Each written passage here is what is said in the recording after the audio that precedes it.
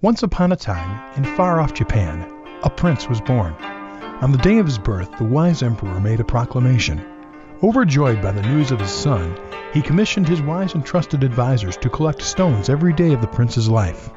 The wise and trusted advisors began to collect a variety of colored stones. They began to collect white stones to mark the prince's greatest victories and achievements. However, on days of failure and disappointment, the advisors would collect black stones. So it began, the long tradition of collecting stones and placing each into a magical trunk. Each time a stone was placed in the trunk, the advisors provided words of wisdom to the prince to allow him to reflect and move forward into the next day. As the prince grew old, he neared the end of his life, and the wise and trusted advisors this time asked him which stone they wished to place in the magical trunk. The prince smiled and asked them to collect and place a white stone in the trunk. And on that day, the prince passed away. The wise and trusted advisors counted all of the stones and discovered that there were equal numbers of each. The question now becomes, what kind of stones will you have in your life? Come to Moodirific.com.